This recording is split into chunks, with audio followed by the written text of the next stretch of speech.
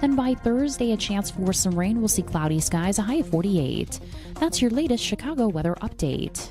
Currently, it's 34. Save big money on all your projects at Menards. Bring your tile project to life with tech professional quality installation products that turn ordinary spaces into stunning works of art. With premium mortars and grouts, we've got everything you need to install the tile project of your dreams. Quickly, easily, and beautifully. Transform your space today with tactile installation products. Plus, check out our weekly flyer on Menards.com for all the great deals happening now. Save big money at Menards.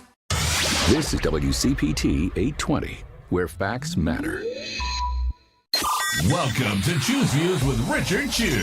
Get ready to dive into a world of insightful conversations and thought-provoking discussions. As progressives, our job is to have an all-inclusive, full-on assault with all of our players. A show that focuses on moving our political, social, economic, gender, and cultural conversation forward. And all of our players means all of our players. It's Choose Views. And now, here's your host, Richard Chew. Good Tuesday morning, progressives. Welcome to the March 3rd, 2026 edition of Choose Views, 773-763-9278. Find my show on Facebook Live, TuneIn Radio, YouTube. Email me at richard@wcpt820.com. And you can follow me on all the socials, X, Instagram, Spoutable, Facebook, Threads, Substack, Blue Sky, and LinkedIn. Catch all of our shows by subscribing to our WCPT podcast on Apple Podcasts, Spotify, iHeartRadio. There you can get Choose Views, featured interviews, Joan Esposito, live, local, and progressive, Driving It Home with Patty Vasquez, and It's the Democracy Stupid with Edwin Eisendrath. And, of course, Out Chicago and all of our other shows and interviews, because when you make your way over to heartlandsignal.com, you can get all that good stuff. And, boy, do we have a few. Check these out. Indiana pastor ties to Indiana's lieutenant governor steps down after series of sexual scandals. Like a series of them. Why do you need a series of them, Devin and Mike? A series of them. Like, one should be enough, but a series of sex scandals.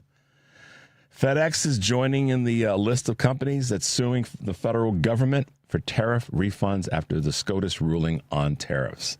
Good on them. Whether you love or not love Federal Express, I want to see more companies do that. I want to see governors do that, as I said last week. In Pennsylvania, Representative Dawkins, who was with us last week, talks about something that I think is a great quote. We got elected to serve this entire state, not just the ones we like. And that's what more of us as progressive liberal Democrats need to continue to speak about. And then Harold Gatewood, chair of the Chicago Gay Men's Caucus, was interviewed and talked with Patty about HIV cases rising around the country and how the Trump administration is cutting HIV prevention programs. HIV doesn't have a political party that it hangs out with. Here's the thing: no medical condition has a party that it favors or doesn't favor. It's science, it's medicine, it's health. And so when I hear the Republicans talking about cutting programs that are in so many cases because the states that they represent, the districts that they represent, have lower income. That's data. That's not my opinion. They have proportionately lower incomes and lower household incomes and family wealth. You would think that they would want to support the people that are in the communities that vote for them. So sometimes I just ask, what is it that it's in the communities that causes them to vote against their own better interest?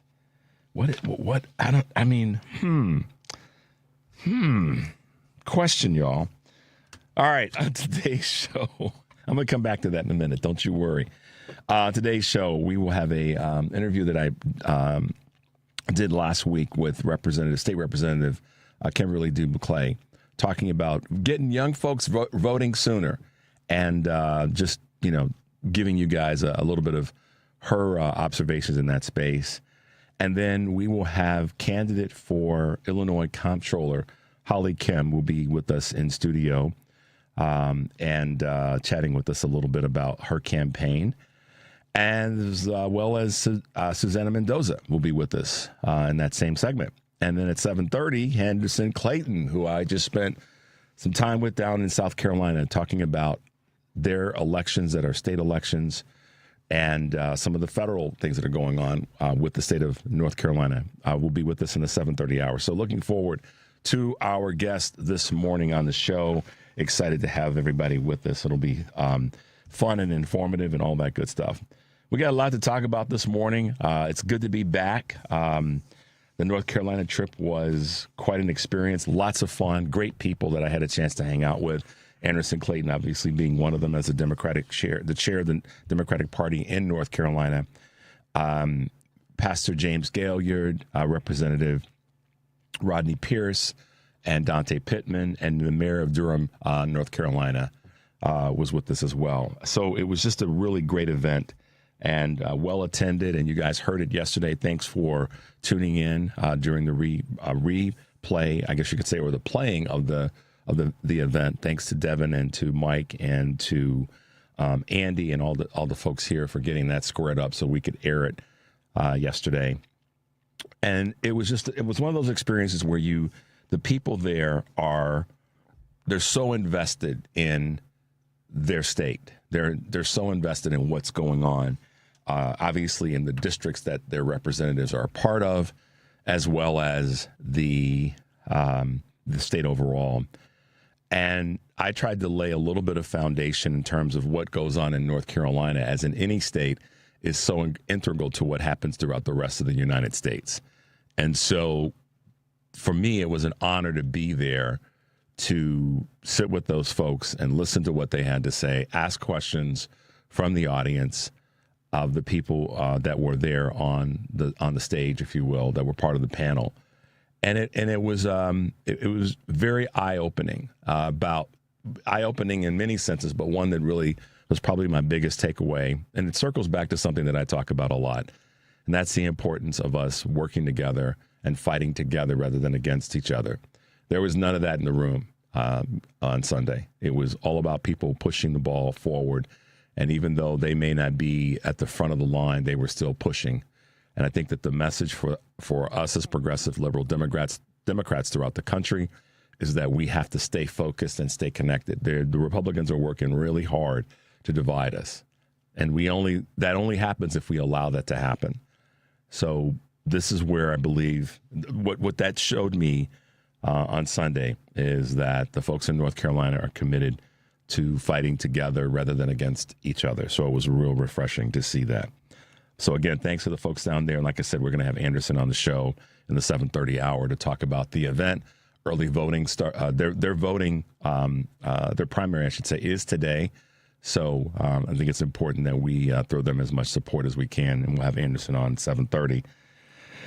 I'm going to wait till we come back to talk about the two things that are on my mind this morning that I haven't had a chance to talk about yet because I haven't been here since last Friday. But this is one of them, and it's a clip that we have that I think you guys will appreciate from Professor Jeffrey Sachs. Check this out, progressives. It's never been about nuclear weapons. This has been about Israel's regional hegemony in the Middle East. Israel wants to topple the Iranian regime, period. It has said so. This is not a mystery. This is not my claim. This is Israeli policy repeated year in, year out. The whole idea that Trump is negotiating to prevent Iran from getting a nuclear weapon, that was negotiated. Trump ripped it up. The Iranians have come back every year to say, we don't want a nuclear weapon. We want negotiations. The United States does not accept yes for an answer because it works for the government of Israel. This is the point. Why does it work for the government of Israel? It's a little hard to understand. Maybe because it's of Mike Hucklebee's parishioners, because of people who read the Bible and say, okay, that's our foreign policy. That's possible. It may be because of what's in the Epstein files that haven't been released. It may be blackmail. It may be corruption. It may be many other things, but it is not about America's interests. We have no interest whatsoever in going to a war with Iran right now. Yeah, if there is such a war, it's a war because Israel has told the United States what to do.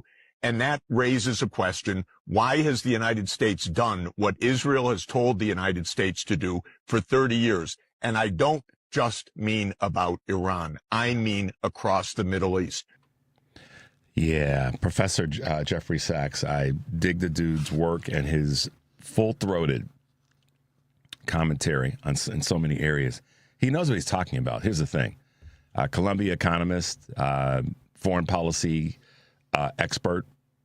He knows what he's talking about when it comes to foreign policy and domestic policy as well. And he really has leaned in all of last year when it comes to foreign policy as it relates to the tariffs. And what's good about where he is, and I shouldn't say where he is, but where he's been for a long time, is he's been consistent. He hasn't moved the needle around just because it's popular to go in one direction or the other. And I think we all, including myself, can learn something from that, is to be consistent. But he has been very, very clear that Donald Trump not only doesn't know what he's doing, but he's being highly puppeted by and has been by Israel. And not a lot of people really talked about it during Trump's first term. But I will say that it became clear in the latter part of his first term. And we can see that based on, or we can dial back to that based on the money that came out of that went into Jarrett's pocket, if you will. And also when the situation around MBS and the journalist was killed, we saw then more and more how much Israel was puppeting Donald Trump. And here we are again. So I'm going to take a quick break. When we come back, I'm going to give you some more of my thoughts about this. The number is 773-763-9278. You are listening to WCPT. You're listening to Choose Views on WCPT, AM 820 in Chicago, and WARR 1520 AM and 103.5 FM from Warren County, North Carolina. I'm Richard Chu. We'll be right back. Hey guys, this is Tara Devlin for the Political Voices Network. This is America, right? We don't do kings here. No crowns, no thrones, no authoritarian cosplay. That's why we created the No Kings American Flag pin. For the low price of $20.26, that's 2026, we're keeping our eye on the prize here. This well-crafted enamel pin is the standard 1-inch American flag lapel pin. But this one features the patriotic No Kings symbol that defines our rallying cry. It's your quiet way of signaling to other patriots that you believe in democracy, and yeah, that still matters. You can grab yours now at store.politicalvoicesnetwork.com. That's store.politicalvoicesnetwork.com. The No Kings American Flag pin. Get it now at store.politicalvoicesnetwork.com. This is WCPT 820, where facts matter. This is Choose Views with Richard Chu. All right, guys, welcome back to the show here on this March 3rd, 2026. By the way, happy March. We made it to March obviously the March 1st was Sunday, so I didn't get a chance to say happy March yesterday, but there you go. Some numbers to watch. Choose Views news here today on the 3rd of March, 2026. This is the first week, of course, and it brings on a slew of new data on the health of the U.S. labor market. On tomorrow, payroll processor ADP will release its employment numbers for the month of February, while on this coming Friday, the government drops its own jobs data. January jobs was an unexpected blowout, with the economy adding twice as many jobs as analysts had predicted. Federal Reserve officials will be watching closely to see if that momentum continues over the next rate cut session on March 18th. Some of the upcoming numbers, of course, as I said, the payroll processor ADP is going to release its February employment report. And then Thursday, the U.S. Department of Labor will release its initial jobless claims for the previous week. The Bureau of Labor Statistics will release the February jobs report on Friday, so we'll keep you posted there. Travel disruptions from the attack on Iran ripple globally. Airlines scrambled yesterday to evacuate thousands of stranded passengers in the Middle East after the U.S. and Israeli strikes on Iran prompted airport closures, and hundreds of cancellations. Emirates and Etihad Airways announced plans to resume a limited number of operations today that include reparation flights, according to Bloomberg. Oil prices mark the biggest gain since 2022 amid the Iran war. They notched the biggest jump in 4 years in the wake of the U.S.-Israeli strikes in Iran, raising concerns about retail gas prices. Traders are closely watching disruptions in the Straits of Hormuz, a vital pathway off Iran's coast that carries roughly 1/5 of the world's oil supply. Meanwhile, Saudi Aramco has paused operations at one of the world's largest oil refineries after a nearby drone strike caused a fire, and Qatar Energy said it stopped liquefied natural gas production after Iranian attacks on 2 crucial facilities. And the strikes have continued as Iran conflict broadens across the region. What does that mean? This is one of the important parts that we all have to be aware of. Iranian and the U.S.-Israeli attacks have spilled over across the region late yesterday, with reports of 3 U.S. fighter jets struck down over Kuwait and a friendly fire, quote, incident, and the Israeli strikes that were hitting Lebanon. Trump warned of the possibility of more U.S. deaths after it was announced Sunday that the joint U.S.-Israeli strike on Iran had killed the country's supreme leader. All right. There you go, guys. A couple of Choose Views news items on this Tuesday, March 3rd, 2026.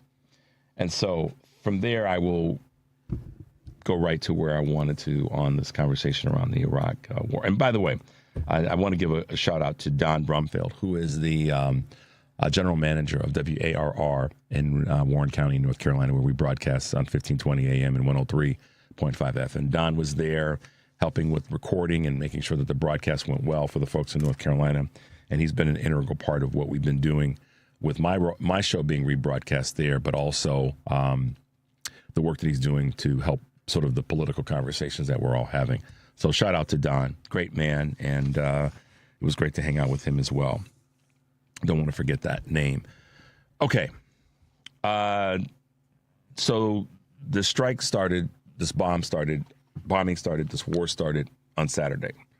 Didn't have a chance to talk about it on air yesterday because of the airing of the fireside chat. But these are the 2 things that I want to wrap with you guys about this morning. People can call it what they want to soften the blow of the reality of it. We are at war. So you can try to sweeten it up by saying, coordinated airstrikes. It's all semantics. This is different than, it's different in the sense that when we went into Venezuela and we used military force to do that, one could say we committed an act of war. All right. But we coordinated with another country to go in unprovoked.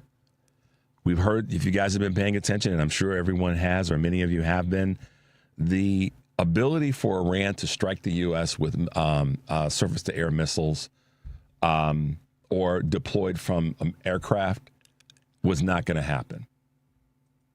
Not going to happen. They didn't have the capability to do it. So that, to me, is the defining line. We were not under attack. We were not at threat of being under attack. And so for this administration to say that, and this is what's kind of crazy now, the bouncing ball of why we were really doing it. And I'm going to give you my observation in a moment. But the bouncing ball of why we're really doing it. Is it cut off oil to China, gives us more leverage with China? I've read all the different possibilities, and not all, but I've read the ones that are sort of the top line. Does it cut off our does it put some pressure on Russia? All the geopolitical pieces of this ultimately means that Americans are at risk of dying, and many have already. So based on a loose A theory that they had the ability to strike us, they didn't, they don't, and they won't because they didn't want to. Iran's not stupid. Their leaders, I'm not going to get into how awful, the dude Ali was. I'm not going to get into that. And what's the point? Awful is awful. let's just say this. Let's just call this for what it is. If the baseline, guys, and I'm talking to all of you, but I'm looking at Mike and Devin.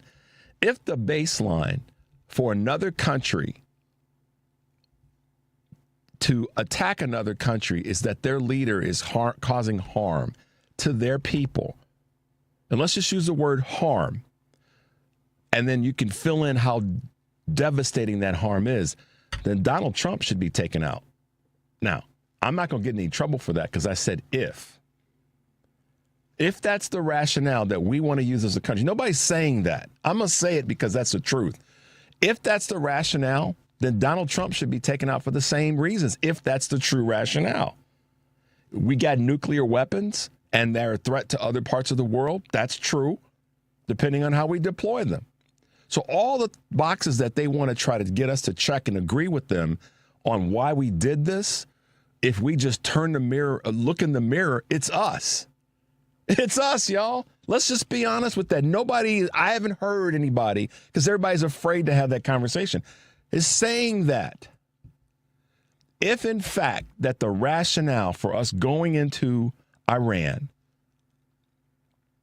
is what they say that it is, brutalizing people, causing people harm, the death of people, those are all things that's just a matter of degree that this president did in his first term, is doing now.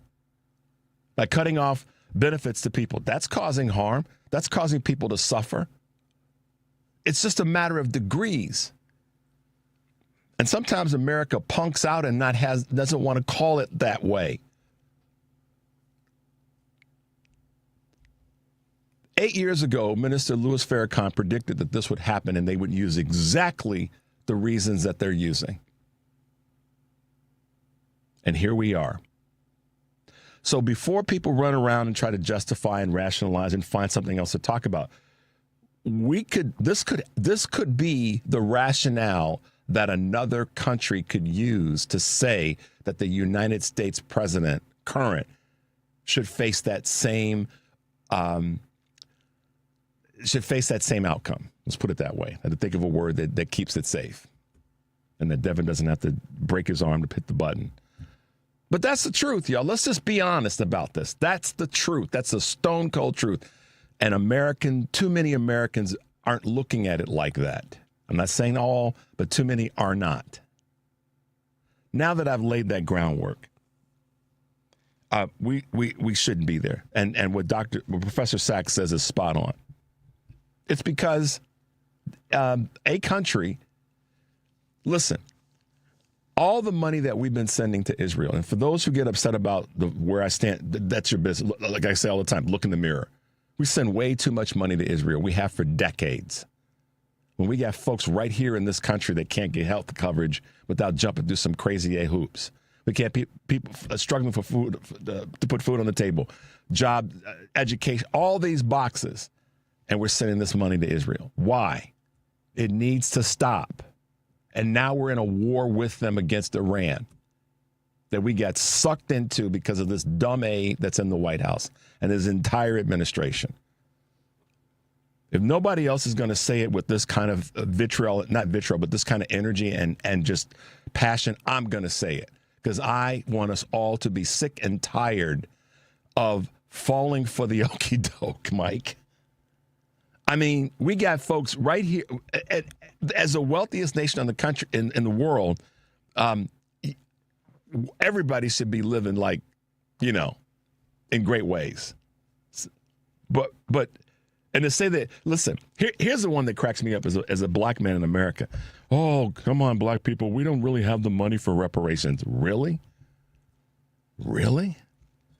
How about reparations, not just for black folks, but for our folks that are in Appalachia, my Caucasian brothers and sisters in Appalachia that might need a hand because of how the coal mines ruined their lives. But we got money to send to Israel. That's a damn shame, y'all. It's just a damn shame. And anybody out there that's got their onions in a bundle about Richard's going off and hates Israel and hates Jew, look in the mirror. That's absolutely false. I would say the same thing if we were sending it to another country where we're not taking care of our own first. What about America first, Donald Trump? What about America first? Stop telling the damn lie. I'm going to be on this for a few days, probably a few weeks, because it's about doggone time we call this craziness out. And I don't care which president it's been, we as a country need to stop getting punked in this space. Now, for the optical illusion, which I just found absolutely, I have to laugh about it. Nobody else is saying this. The reason that Melania Trump spoke at the UN it's a very obvious reason, y'all. She leaned over and whispered to Donald, if you do not let me speak at the UN and tell the world how wonderful I am, I will let everyone know all of the information on the Epstein files that I have in my little clutch. And I'm going to expose you, Donald. You must let me speak and let everyone see how wonderful I am. If you do not, Donald, that will be your fate. That's why she spoke, y'all. My grandmother used to tell me, not only call it as you see it, call it as you feel it. Donald is in such a pickle right now that this is all distraction. This war is about distraction, okay? And Melania speaking at the UN had nothing to do with anything other than she told Donald, if you don't give me a stage to be on, I'm going to expose you. That's the deal. I haven't heard anybody else say that. Comedians probably will be dropping some dimes on it this week. But that's why Melania was there. Don't be fooled. Please don't fall for the okie doke on this war and on why she was there. Presiding over the United Nations Security Council, like she knows anything about security. She secured her spot with Donald. That's why she was there. No other reason, period. She told him, I need you to make me look great. If you don't, I'm going to make you look worse than you do. I got all the information. Mark my words. Let's take a quick break, guys. 773-763-9278 is the number. You're listening to Choose Views on WCPT AM 820 in Chicago and WARR 1520 AM and 103.5 FM. From Warren County, North Carolina, I'm Richard Chu. We'll be right back. Meet Matthew Preston. Inside his apartment, everything he holds dear is protected by Progressive's Renter's Insurance, like his laptop and a surprisingly valuable collection of baseball bobbleheads. Outside his apartment, his laptop is still protected, as are his bobbleheads, which he carries around with him for reasons no one knows. Renters, the limits of protection aren't just the four walls of your home. When you're in Progressive's Protection Zone. Get a quote at Progressive.com. Progressive Casualty Insurance Company, affiliates, and third-party insurers. Sound familiar? At Mattress Firm, we understand there are many problems that can keep you up at night, like snoring, aches and pains, or sleeping hot. Our sleep experts have the unrivaled know-how to match you with a mattress that can help. And now at Mattress Firm, save up to $700, plus get a free adjustable base with select Sealy Posturepedic mattresses. For the great sleep you deserve, visit Mattress Firm. We make sleep easy. Restrictions apply. See store or website for details. You're listening to WCPT 820. Here's the latest Chicago weather update. From the Weatherology Weather Center, I'm meteorologist Jennifer Wojcicki. We'll see a few spotty areas of drizzle early today, otherwise cloudy skies with a high into the mid-40s. Winds out of the east around 5 to 10 miles per hour. Then for tonight, mostly cloudy with a low near 35. By Wednesday, a chance for rain showers here late, cloudy skies, a high of 44 degrees. Then by Thursday, a chance for some rain. We'll see cloudy skies, a high of 48. That's your latest Chicago weather update. Currently, it's 34. You're listening to WCPT 820 because facts matter. Welcome back to Choose Views with Richard Chu. Hey guys, welcome back to Choose Views. Thanks for being with us this morning. As I talk about all the time, we in our party, our Progressive Liberal Democratic Party, we have a lot of fighters and we have a great bench. And I've been you guys know I've been pushing this for such a long time, that the local elections matter, our state elections matter, and most definitely our federal elections matter. Here in Illinois, we have got such a great number of state legislators that are constantly working hard to make sure that our state runs well, but that also the impact of our state legislation and what our legislators get done has an impact on federal law, federal policy, federal impression. And with us this morning is one of our great state representatives from right here in the great city of Chicago, Democrat State Representative Kimberly Buclet. Good morning, ma'am, and welcome to Choose Views, and thanks for hanging out with us. Thanks for having me. Yeah, we know that today it's not a sad day, but it's a day that we recognize a historical, legendary figure that's impacted millions and millions and millions of people's lives across the globe.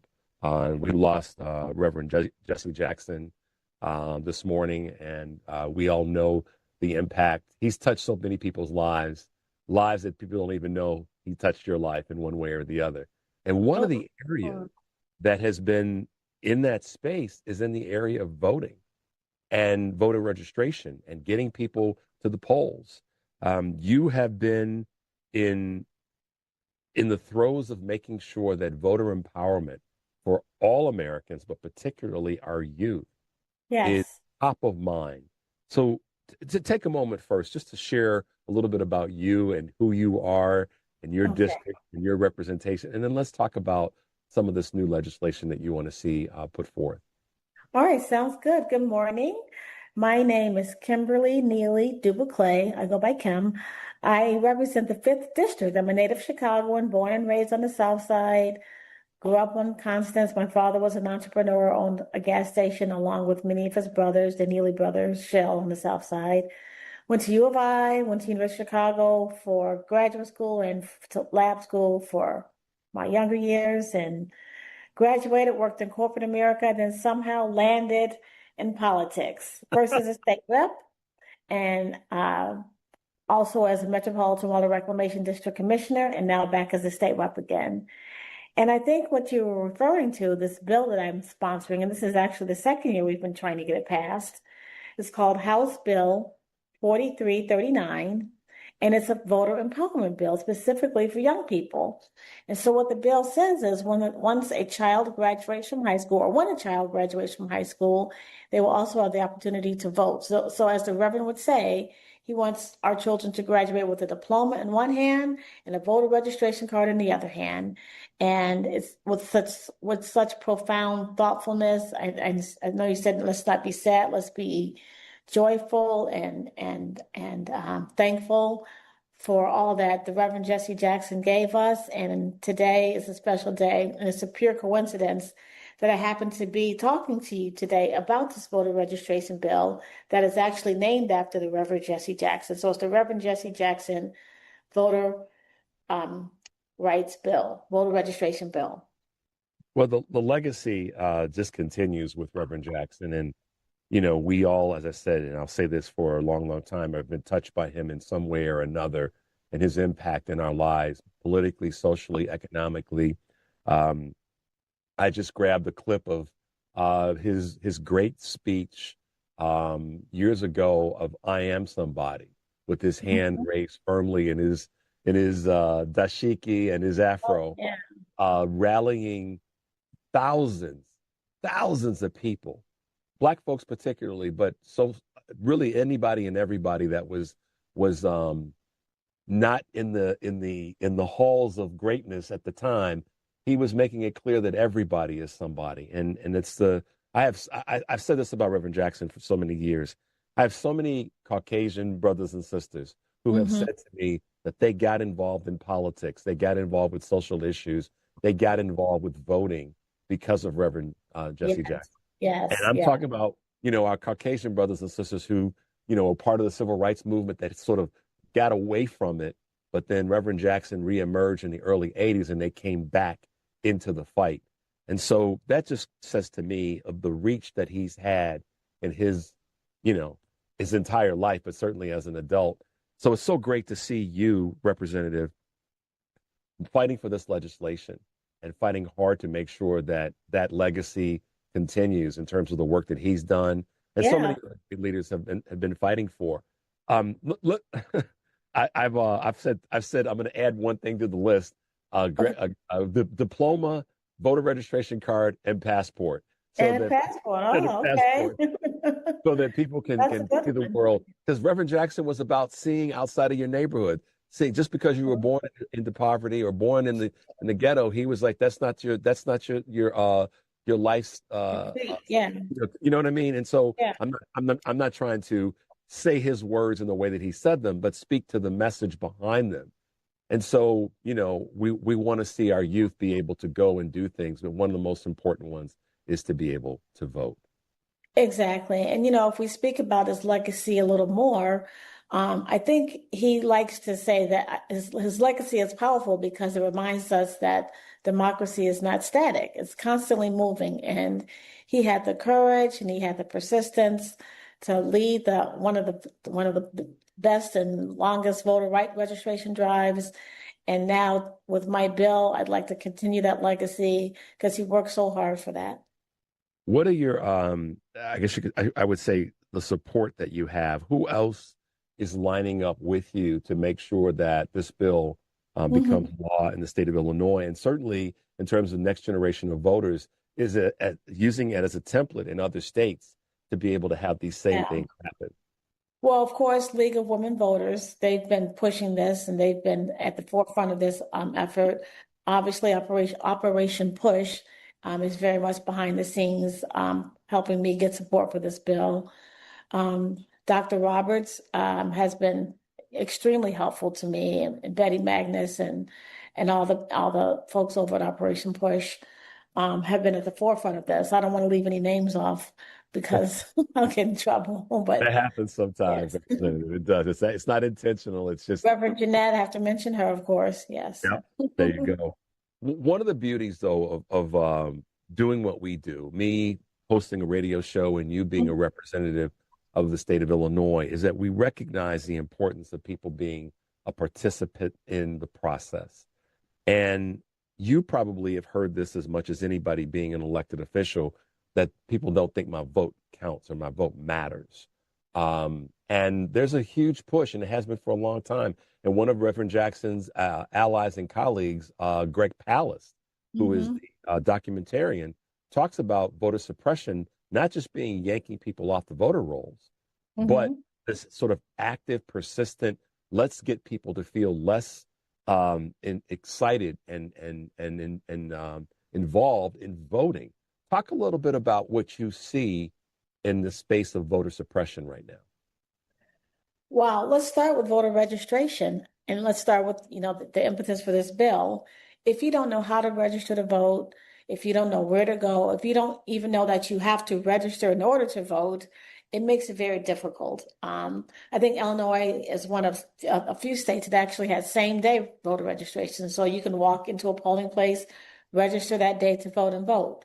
But in terms of voter registration, some of the things that this federal government has done is, for instance, they came into Atlanta and took all their voter rolls from the 2020 election, was that 6 years ago.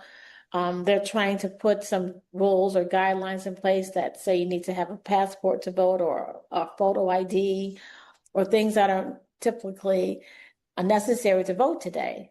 You register to vote, you don't have to show an ID.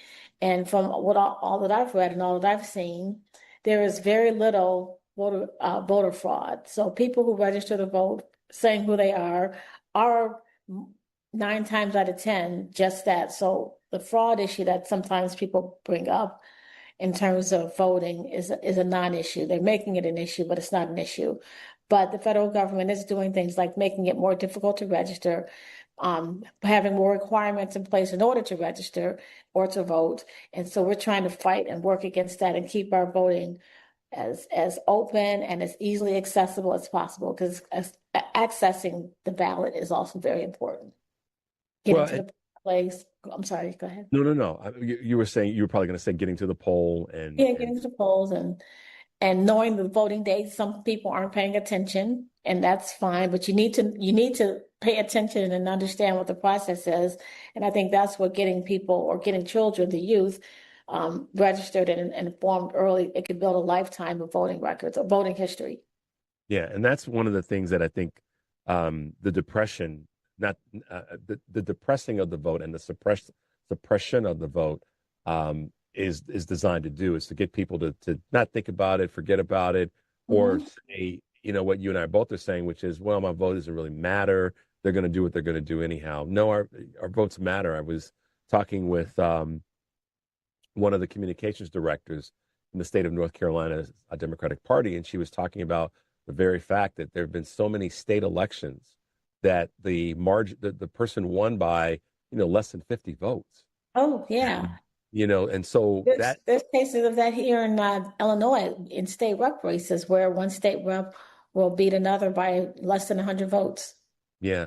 So let me ask you this question then. And we know that this bill is incredibly important. This legislation's important to getting our younger folks involved in the voting process.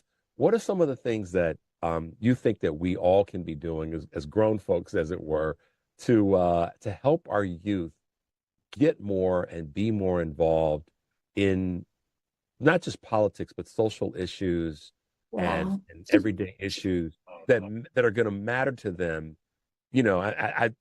I'm asking a question and my brain is running at the same time. I'm thinking, I was involved in this stuff when I was 12, 13 years of age. Yeah. And largely because of the environment, the people that I knew through Reverend Jackson and family and all that. But what do you see, Representative, that we can do to get more of our youth involved at a younger age in this process? Well, I think letting them know or explaining to the youth how these issues affect them on a daily basis. I think also getting the youth involved early, like through this bill, voter registration or voter registration card when you graduate from high school, will help. I think the adults need to talk to the children to let them know these issues and let them know how important it is. I think a lot of the young people have forgotten or weren't taught the history of the civil rights movement, or maybe it wasn't emphasized in school today as it might have been, when I was coming along. And I think if the youth understood that and understood the struggles and understood all that we've been through to get to where we are and that we're still struggling, it could make a difference. I mean, some of us feel like we're right back, or they're trying to push us back to where we were during the civil rights movement in the 40s and 50s and 60s. Yeah. They're taking away so many of our things that we've taken for granted, like voting. Yeah, and in some cases pushing us back even further than the beginning, the middle, and the end of the big push of the civil rights period. Is there someone in your mind that is good? And let me set the table for this a little bit better. One of the things that I've heard from a lot of people is that there's not a cohesive, common message right now when it comes to that very thing that you just mentioned about getting involved and being willing to get into this fight. Are there some voices, or who are some of the voices that you feel are the leading voices now, whether they be state or local or national, that it can help to galvanize? Because that's a critically important thing right now. Reverend Jackson was a master at galvanizing so many different factions of people. I mean, it's inspiring when you think back how he was able to pull so many people from so many different groups together for a common fight.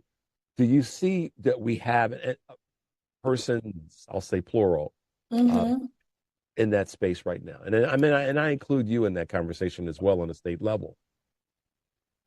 Oh, well, that is an excellent question. Who out there right now could really inspire our children and get them engaged?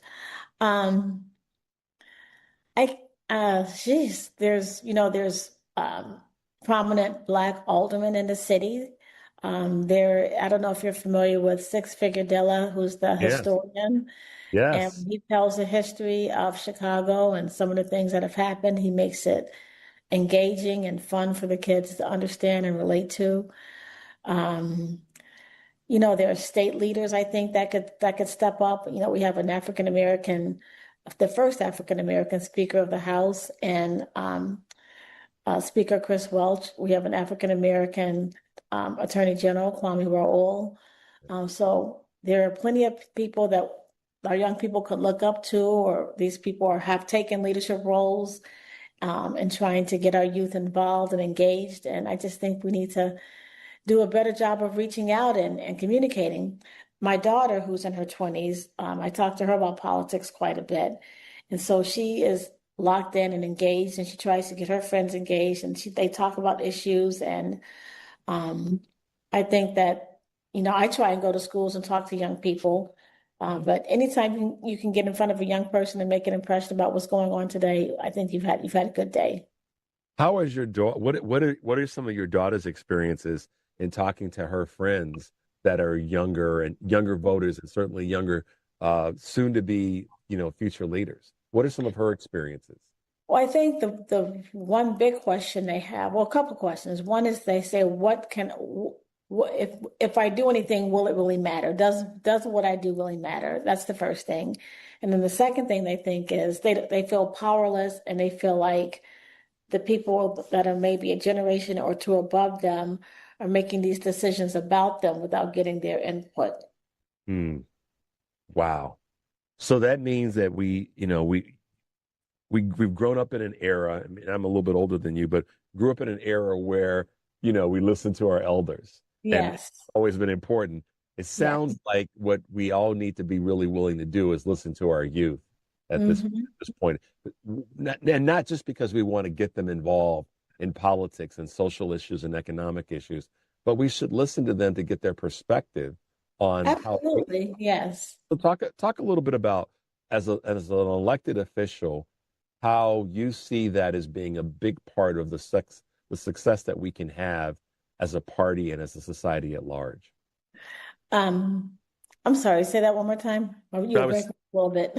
Yeah, I may have been. I was saying, how do we use that energy? What your daughter was saying about her interactions with some of her friends of her age, to not, as we grew up hearing, listen to your elders, but how do we energize by listening to our youth and what they bring to the table?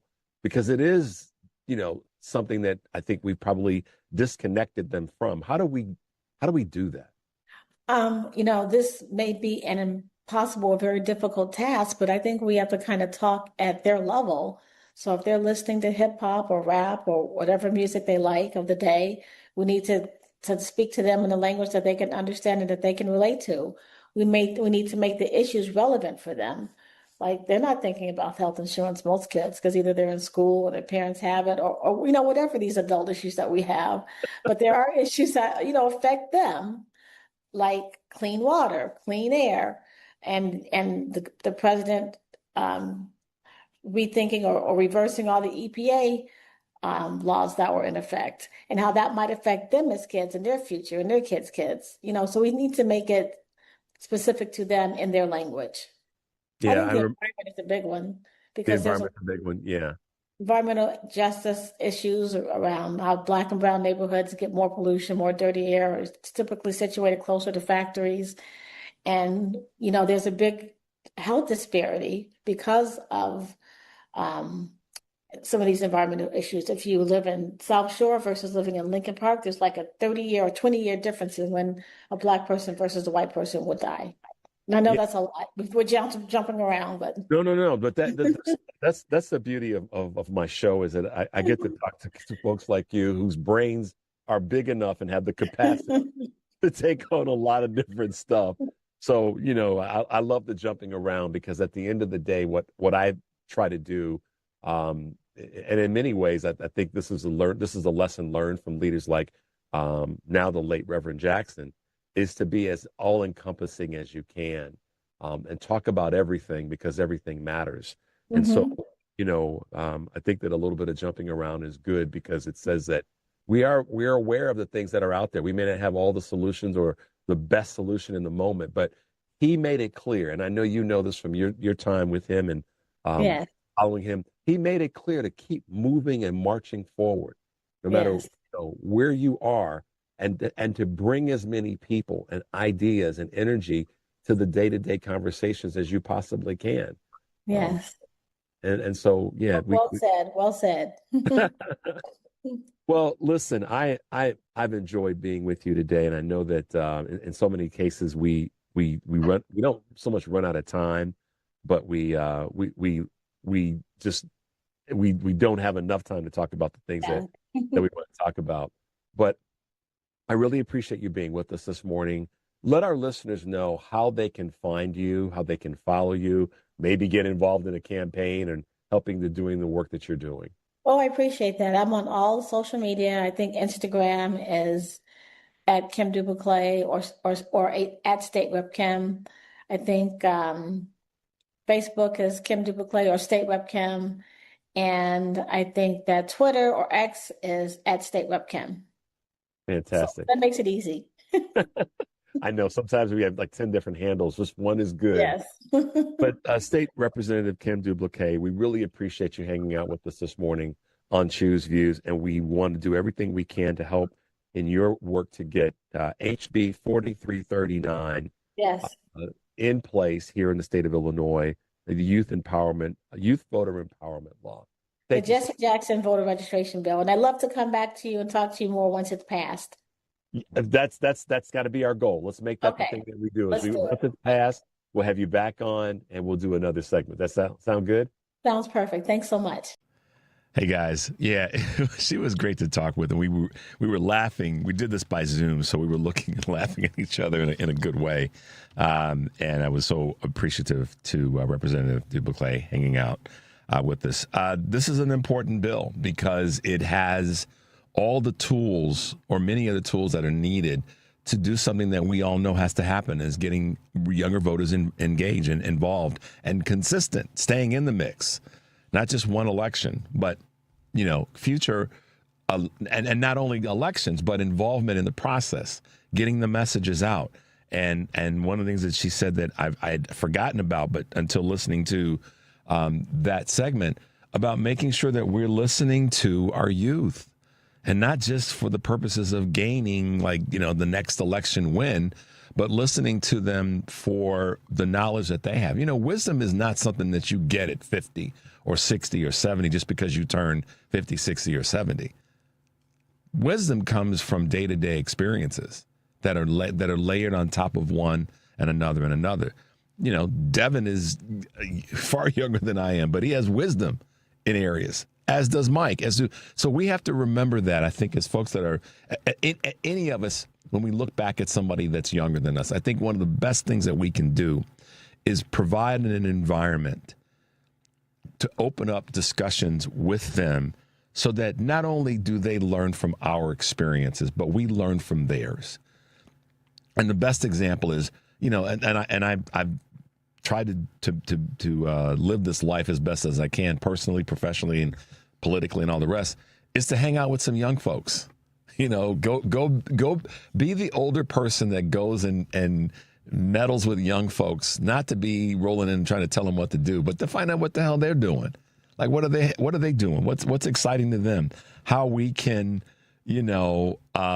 hear something that they did and go, oh man, because it'll do a couple things for you. One, you learn something, and whether it be socially, politically, economically, all the rest, but also it'll probably put a little added pep in your step, just because you got to see their energy and their excitement.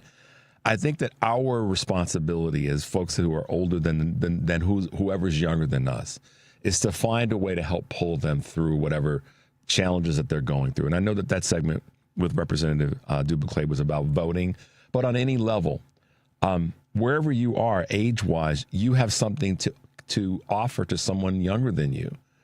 And what a gift to be able to share with people, to look back on the younger folks and say, hey, I got you. What's going on in your world? How can I help? How can you help me? Feel a little less old. So try that. Just add that to your mix of things that you do. We're going to take a quick break, guys. The number is 773-763-9278. You're listening to Choose Views on WCPT AM 820 in Chicago and WARR 1520 AM and 103.5 FM from Warren County, North Carolina. I'm Richard Chu. We'll be right back. If If you owe back taxes, listen carefully to rule number 1. Never go up against the IRS alone. They're cracking down, freezing bank accounts, garnishing paychecks, canceling passports. Even your home or business could be at risk. But here's what they don't tell you. The IRS has powerful tax relief programs that could save you thousands if you qualify. That's why smart people call Optima Tax Relief, America's #1 tax resolution firm. Nobody knows these programs like the experts at Optima. Their team of tax attorneys and licensed professionals have resolved over $2 billion in tax debt for people just like you. The IRS is not stopping, so don't wait, and don't take them on alone. For tax help you need, for tax help you can trust, call Optima today for a free consultation. Call 800-780-3599. 800-780-3599. 800-780-3599. Optima Tax Relief. Some restrictions apply. For complete details, please visit OptimaTaxRelief.com. Save big money on all your projects at Menards. Bring your tile project to life with tech professional quality installation products that turn ordinary spaces into stunning works of art. With premium mortars and grouts, we've got everything you need to install the tile project of your dreams. Quickly, easily, and beautifully. Transform your space today with tactile installation products. Plus, check out our weekly flyer on Menards.com for all the great deals happening now. Save big money at Menards. WCPT Replay. Joining us now is the brand new executive director of the Gender Cool Project, Chase Glenn. I'm a trans man who grew up in a small conservative town in a pretty religious family, and this was back in the 70s and 80s when we didn't have the internet. We didn't have, necessarily a whole lot of support even for trans folks, and where I grew up, I didn't think I knew anyone who was trans, didn't hear any stories about trans folks. And so my upbringing really just, as I was able to discover who I was, just set me up for sort of understanding the importance of the support and the stories that organizations like Gender Cool tell. Keep listening to WCPT 820 because facts matter. Hair Volume from New Nordic will make your hair look thick and healthy. Hair Volume is available online at Amazon and newnordicusa.com or in the hair care aisle at your local CVS. This is 820 AM, WCPT Willow Springs, and streaming worldwide at WCPT820.com. We are Chicago's progressive talk, where facts matter. Now, your WCPT 820 weather update. From the Weatherology Weather Center, I'm meteorologist Jennifer Wojcicki. We'll see a few spotty areas of drizzle early today, otherwise cloudy skies with a high into the mid-40s. Winds out of the east around 5 to 10 miles per hour. Then for tonight, mostly cloudy with a low near 35. By Wednesday, a chance for rain showers here late, cloudy skies, a high of 44 degrees. Then by Thursday, a chance for some rain. We'll see cloudy skies, a high of 48. That's your latest Chicago weather update. Currently, it's 34. NBC News Radio, I'm Michael Kastner. Congress is set to get a briefing from the Trump administration today, days after the U.S. and Israel launched a massive attack on Iran. The attacks continue and retaliatory strikes from Iran have spilled over into the wider Middle East. The timeline for the operation remains uncertain, as the president explained yesterday. Already substantially ahead of our time projections, but whatever the time is, it's okay. Whatever it takes, we will always, and we have right from the beginning, we projected 4 to 5 weeks, but we have capability to go far longer than that. 6 American service members have died in the operation so far. Oil shipping is almost ground to a halt through the Strait of Hormuz as Iran threatens to attack any tanker that tries to pass through the critical energy corridor. Tony Waterman reports the situation is already driving up energy costs. Gas prices in the U.S. are already rising, closing in on $3 a gallon, threatening to worsen an affordability crisis, which is a top issue for voters heading into the midterm elections. About 1/5 of the world's oil typically moves through the strait. It's not clear when Iranian officials will pick a new supreme leader. Benjamin Rad is an Iranian expert at UCLA. He says there's not a clear successor to Ayatollah Ali Khamenei. And he himself, the process by which he became supreme leader was very controversial back in 1989. But the point being here is that, he was the last of the founding fathers, if you will, of the Islamic Revolution. There's no one else left from that group. He says there is a constitutional process that's supposed to be used to select the new supreme leader. However, Professor Rad does not see any front runners. On Wall Street, Dow futures dropped 900 points as traders fear the U.S.-Iran conflict could drag on. Michael Kastner, NBC News Radio. I've worked 60 years paying into Social Security so I can retire with dignity. But now I hear Trump and the Republicans want to cut Social Security and Medicare, and it keeps me up at night. That's why I am for Donna Miller for Congress. Donna strengthened protections for seniors, and she'll bring that same respect to Washington. I trust Donna. I'm Donna Miller. I approve this message because seniors deserve the dignity and respect they've earned. Paid for by Donna Miller for Congress. Experience one of opera's most heartbreaking love stories, Puccini's Madama Butterfly at Lyric Opera of Chicago, March 14th through April 12th. With soaring melodies, stunning visuals, and powerful emotion, Madama Butterfly tells the tragic tale of a young woman's devotion and sacrifice. Don't miss this unforgettable masterpiece that continues to move audiences around the world. Madama Butterfly. Tickets at lyricopera.org.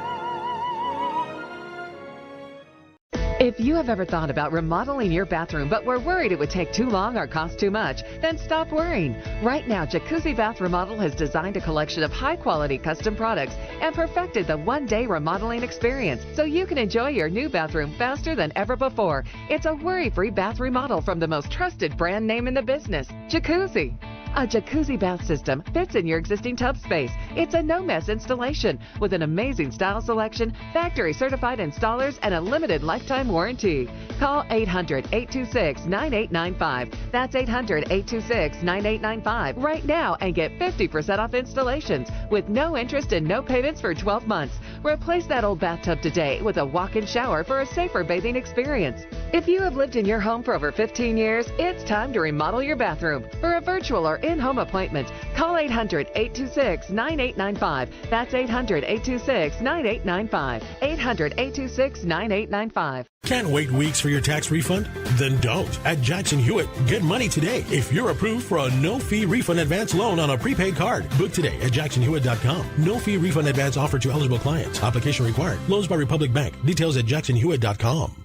Save big on home updates at Menards. Transform your floors and walls with stylish Mohawk porcelain tile. 12 by 24-inch urban forged tiles combine a bold modern look with the timeless beauty of natural stone for a stunning result. Plus, they feature Step Sure, an advanced slip-resistant technology providing safety without compromising style. Save big money on Mohawk porcelain tile. Plus, check out our weekly flyer on Menards.com for all the great deals happening now. Save big money at Menards.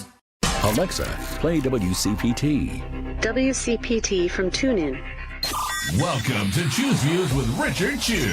Get ready to dive into a world of insightful conversations and thought-provoking discussions. As progressives, our job is to have an all-inclusive, full-on assault with all of our players. A show that focuses on moving our political, social, economic, gender, and cultural conversation forward. And all of our players means all of our players. It's Choose Views. And now, here's your host, Richard Chew. All right, guys, welcome back to the show. 773-763-9278 is the number. And it was great having the opportunity to talk with Representative Buclet about voting and the importance of getting our youth involved in the process early, not just voting, but in the process of social issues, political issues, economic issues, and all the above. And when we speak of economic issues, hey, you got to have money to run stuff. That's just the way that it is. No sense in shying away from that. And a entity can't function well if the money isn't right. Whether that be a business or a church. I just had a great conversation with Pastor James Gale here down in North Carolina about the integration of business, politics, and economics. And he gets it. Here in the state of Illinois, we had a bunch of big races going on. I mean, I think if any state right now in the country has some significant races, it's Illinois. Others do, and that's why I've been leaning into talking about other races.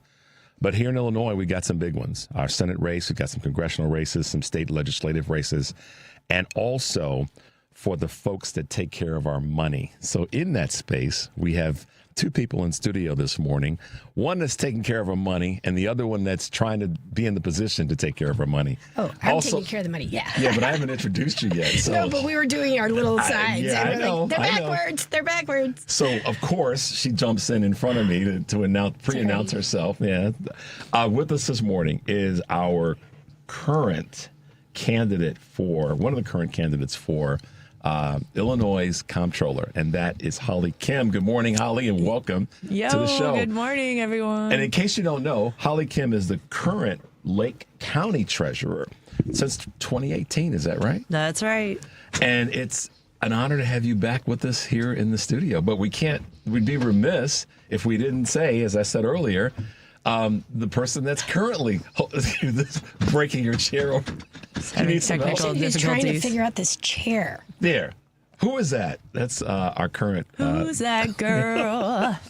They've been having fun. They've been Holly Kim, Treasurer Kim, has been all over the state campaigning for our comptroller's office. And the current holder of that, of course, is none other than Susana Mendoza. Good morning to both of you. Good morning. I think I figured out the chair, Richard. Well, they can be complicated because you put too much weight in the wrong spot, it doesn't balance out. What are you saying, man? What are you saying? I didn't say your weight. I said you put too much weight and it doesn't balance. But that's a good lead into talking about any state's budget. And I've talked to a number of controllers throughout the country, and they all are faced with the same thing. I just came back from North Carolina. They don't have a state budget right now. They don't have a state budget. And how long have they been going without a state budget? This last election cycle, so almost a full year. Wow. Yeah, it's crazy. But to that end, Holly, reintroduce yourself to our audience, and let's talk a little bit about why you've run, how you're running. The election's in 2 weeks. We were just saying this before we came back on, that it's 14 days now. Talk a little bit about you. Talk a little bit about why and what you see as the upside of what you're doing. Yeah, so first and foremost, thanks for having me. I love being a repeat offender on the Choose News here. For those who haven't heard me before, I'm Holly Kim. I'm currently a 2-term Lake County Treasurer up in Lake County, Illinois. I'm someone who manages not only staff, but billions of dollars currently, which means out of 4 people in this primary who are running, I'm the only one who's already doing the controller job for the last 7.5 years. That being said, I'm running for Illinois Comptroller. I've been going around the whole state in person, telling my story. One thing unique about me is that I actually had a kid in college, and so I've been through a lot of financial struggles. Like I not only had to sign up for WIC, Medicaid, Head Start, but around that same time, I had a relative who stole my identity and absolutely trashed my credit to the ground. So I'm very proud that 23 years later, I am the foremost authority, a financial expert. I'm in charge of billions of dollars, but I've also done over 100 financial literacy seminars teaching people how to rebuild their credit, how to avoid scams. I sit on Comptroller Mendoza's Bank On Commission against predatory lending. Again, I'm a firm protector of people, their family, and their money, really the way I wish someone would have done for me back then. One of the conversations that is not just here in Illinois or in Lake County particularly is the lack of financial literacy 100% throughout our country. And when we tie that to this current federal administration pulling dollars from education, more broadly speaking, that's an area that doesn't really bode well if we don't instill it in our youth. And I talked earlier about youth voting. That's one of those things. Youth awareness we could start that or have that be the head part of the conversation and then build from that. But explain to me what you think is a way or ways, maybe plural, to better educate our youth when it comes to their money.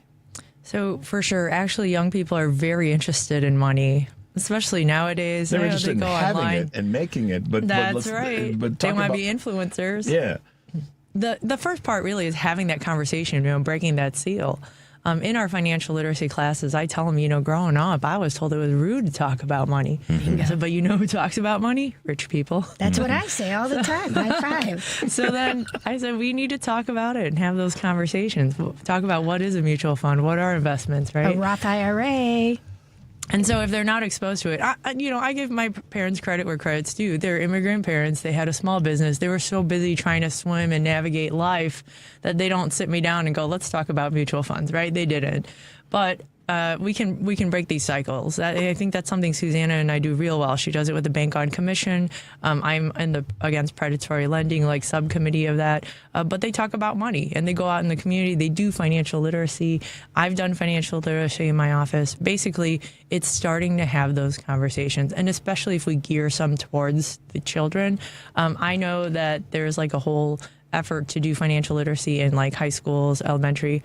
But I think one of the things that the controller's office could do is, young people are really involved in live streaming, podcasting. And I was thinking this is an idea I have, just so this is the first time the controller's hearing it, to have influencer kids and teaching them how to do this, right, with the vlogging and all that with some equipment, and having them do financial literacy. And that way kids hear it from their own, their own age that's bracket. super cool. I think that the more we can pull them into just a conversation, we start with talking about money. And one of the things that there's this great video out that talks about how a grandfather would always give his granddaughters and grandsons a quarter.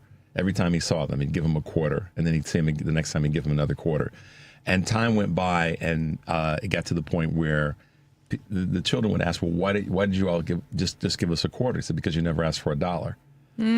So my point of all this is, if we, to your point, are encouraging and willing to talk about, and I say this about all the time on my show, everything. Let's talk about race. Let's talk about sex. Let's talk about religion. Let's talk about money. Then we are going to be able to build stronger youth at an early age. And I think that using social media and social media tools inside of politics is a great way to talk about money, because there's so many financial, as a financial advisor, there's a lot. I don't talk about it on the show because I can't, because of the guidelines that I've signed that I don't do when it comes to promoting a particular product or strategy. You can't do broad-based financial advisory over the radio. But at the same time, I understand why it's important to have people talk about their money. So I always fast forward and ask candidates both of these next two questions. Oh, wait, before we switch off, there's this one class the kids actually requested, and it was called How to Ask for a Raise. And I was like, boy, I wish that class was around when I was younger.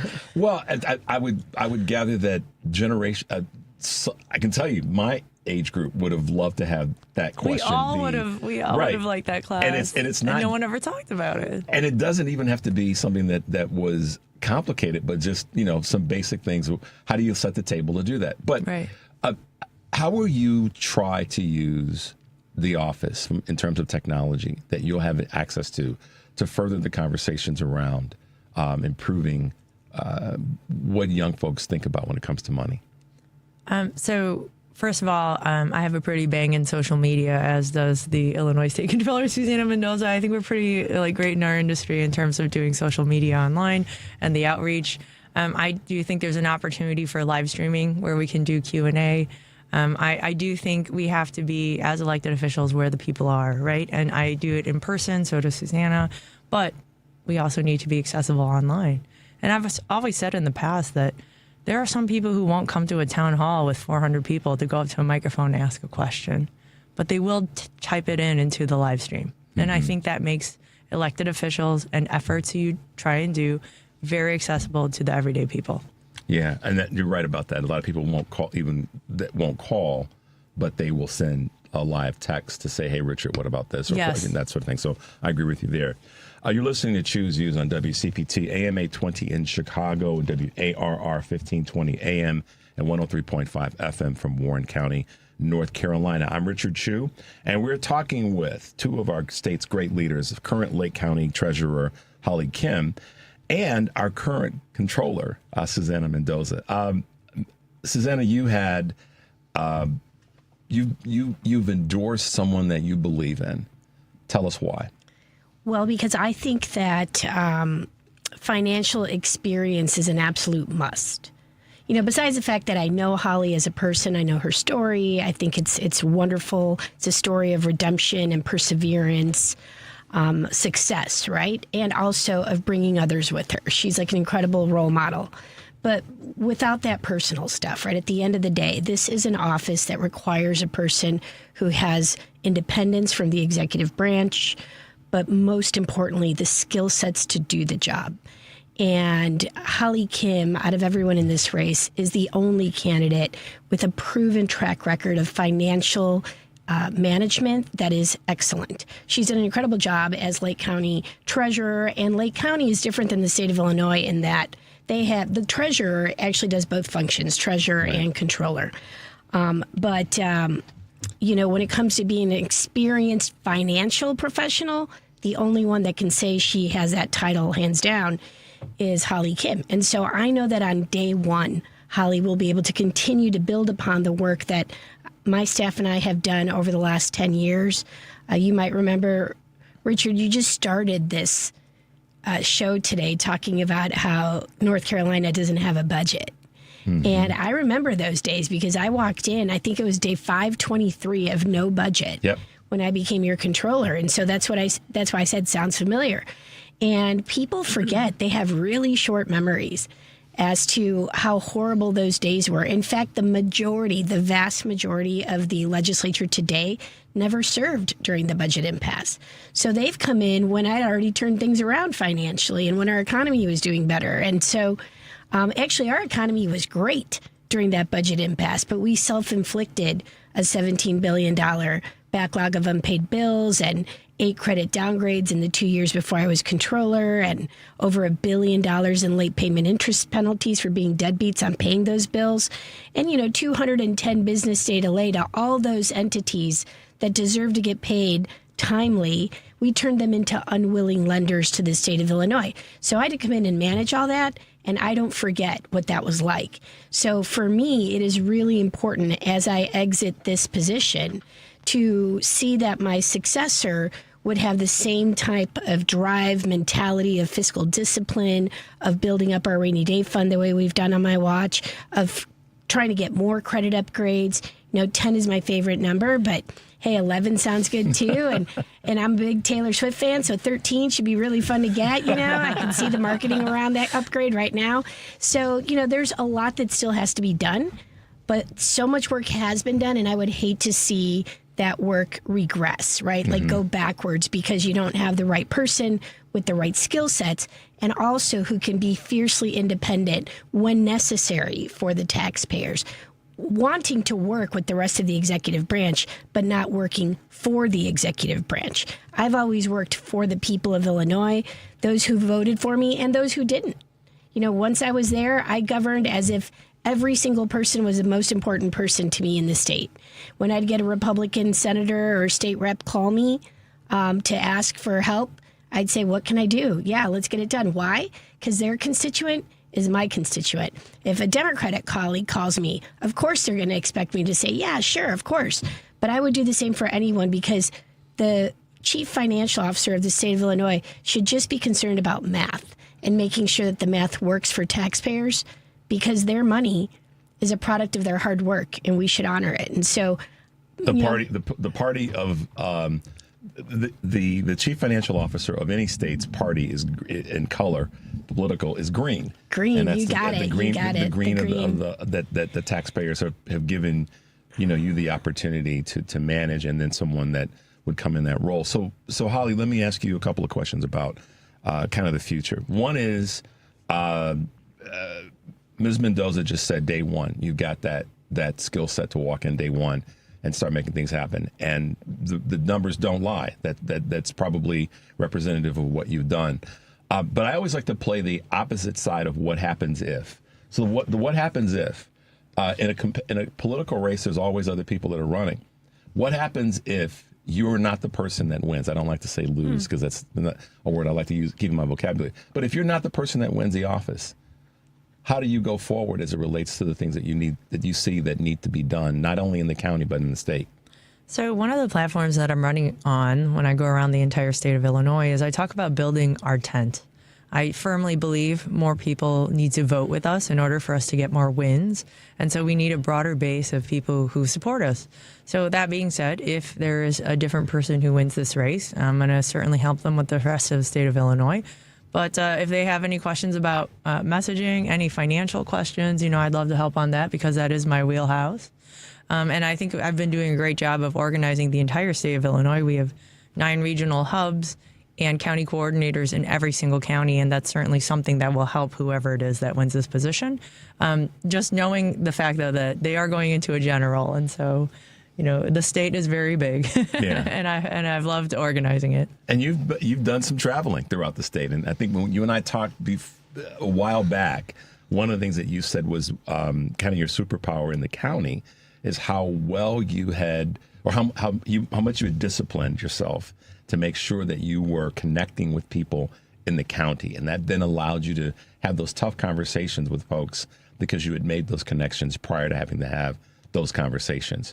So talk a little bit about some of the experiences that you've had while traveling throughout the state. Yeah, so just so the audience knows, growing up, my dad was actually chamber president, and he said you always do business in person, face-to-face with handshakes. So we went down to Southern Illinois, Central, all over the whole state of Illinois, and meeting people in person was a priority to me.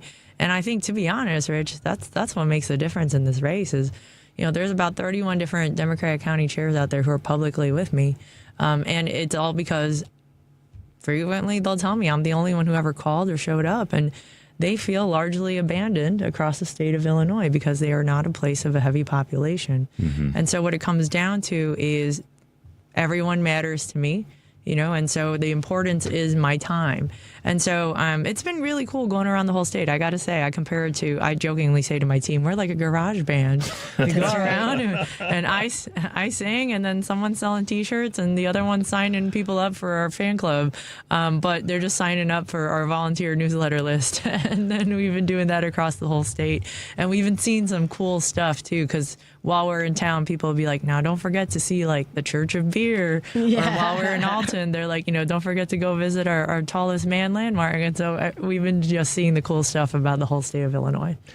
Has there been a coolest thing? No, let me change that question. I want to ask it this way. Has there been that ultimate aha moment when you've traveled that you went, I didn't know that, or I didn't realize that? And there could be a couple of things where you just went, wow, our state's really cool. There's this one exact moment, and I wouldn't say it's a physical thing. I was in Southern Illinois, and I got a text, and it said, hey, I hear you're in Southern Illinois, and over in White County, they're having a Dems dinner tonight, and there's no speakers. If you could go over there, it would really do them a solid. So I GPS'd it. It's an hour away. And I said to the team, I go, well, we drove 7 hours. What's another hour, right? Mm-hmm. So I go, and I was the elected person speaker. I got a standing ovation. As we're driving away, I said, guys, what were the odds, though, that I was down here on this day at this time and able to do that? And it just gave me, the goosebumps. It's awesome. And, the day that I announced that I wasn't running for re-election, one of the first questions that a reporter asked me was, what do you want to see in the people looking to replace you? And the very first thing out of my mouth was, I'd like each of the candidates to recognize that Illinois is not made up of just one county. It has 102 counties, and I'd like to see them go ask voters in 102 counties for their support, because that's what I did my entire time for 10 years. I, as a Chicago Democrat, spent most of my time in Central and Southern Illinois specifically. I mean, I feel like I have a second home there. And people treat me like I'm one of theirs, like I'm a Chicagoan, but I'm one of them. Mm-hmm. I was told Susana's the gospel, by the way, when I went to Southern Illinois. Yeah, and so Holly picked up that, she heard that loud and clear, and I told her, look, you want to replace me, you gotta earn it. Yeah. I want everyone in the state of Illinois to know that you represent them and that that's what you want to do and you're going to do it. And she's put a boatload of miles on her car, and I'm super proud of her for that. So, I told you that there's so many, I know her story, which is very compelling. And then I've seen her work ethic over the years in her role as treasurer and really a mentee of mine, right? I've taken her under my wing because I think she's fabulous, and I want to encourage people, and especially women of color, right, to have a shot at being in a position where they can represent and encourage the next generation to see themselves reflected in that. But super talented. And then she's also managed Lake County through a pandemic, and that is not an easy thing to do. And we talked about that in terms of what was the biggest challenge in time since you've been on point, and you said navigating through the pandemic because we had to do it differently than we were all comfortable. And I think that's true for any political leader or elected official, is that navigating through COVID was really a test for so many folks. It kind of leads me to my last question about your going to the next level. Going to the next level means that you're going to have more interaction with the federal part of financial management and planning for the state. And the federal government is being a beast right now in terms of how they're working with particularly blue states. What's that look like for you? What's that windshield look like for you in terms of how you're going to have to deal with what the federal government is dropping on, what Ms. Mendoza had to deal with, what the governor, lieutenant governor, AG Raul, and rest of the Illinois state elected officials had to deal with? Yeah, so a couple different thoughts on that. I think with 3 more years of Trump in office, it's definitely important that you have a weathered sea captain at the wheel. For sure. As somebody who's not only managed staff, but billions of dollars through the pandemic, it was a really, really hard time. I always did what was best for my residents, even if that pushed some of my work behind in the office. But it was always decision making on the cuff, right? We've never had a pandemic before. We've never had global, mass people just literally not working and, literally dying. So you had to make decisions that were tough, and we all weathered through it. Everything's great. And I'm very proud to be able to sleep at night saying I did what was best for the people. In that same way, JB had told the legislature to put $500 million aside for the storms up ahead. And I think that's why it's even more important you have someone even keeled with that experience going into this office for the next 3 years. I also want to add that Kwame Raoul is suing the federal government because of the privacy overreaches that they're trying to do in his office. Yep. And I'm a huge privacy rights advocate. So back when I was a village trustee, I made them follow every single rule of the ACLU for license plate readers and not share our data with the national database. And so that was like 13 years ago. So now this office, which is in charge of over 100,000 pensioners' data, 60,000 plus staff of the state of Illinois, and anytime you or I filed our taxes with the state of Illinois and got a refund, all that privacy data is there. It's a great time for a privacy rights advocate to be getting into this office. I'm just saying. Without a doubt. It's great having you both on the show this morning. Madam Mendoza, always great to hang out with you. We shot some fun videos this summer, and you guys have probably seen them on social media. Turned out super cute, I must say. Yeah, we did look pretty good. It was fun, and it was informative. It was also informative. Holly Kim, who is a current Lake County treasurer and candidate for the Illinois Comptroller's Office, which we are so proud that we've had such great leadership in that role, and that in one way or another we're going to hand off to some other talented people. Holly, thanks for being with us today. Thank you. And I'm proud to be endorsed by Illinois Comptroller. And I'm proud to endorse her. And lastly, before I sign off, I just want to take every opportunity that I get this year to thank your listeners for their unwavering support of me and for giving me the privilege and the honor of getting to serve them through the 2 worst fiscal crises, bring them out of that, in so much better of a position. But thank you. It's been my greatest honor and privilege to get to serve. Absolutely. Callie, one last word. You got anything else to say, or are you good to go? No, everyone have a safe drive into work. Yeah, and hey, vote for Holly Kim. Get out there today and do it. Thank you. Visit voteforhollykim.com. All right, guys, we're going to take a quick break. 773-763-9278. You're listening to Choose Views on WCPT AM 820 in Chicago and WARR 1520 AM and 103.5 FM from Warren County, North Carolina. When we come back, we'll be talking with another great state leader, the North Carolina Democratic Chair, Anderson Clayton. We'll be right back. Robin Kelly grew up behind the register in her dad's grocery store. So she knows what it means when the same groceries cost more each week.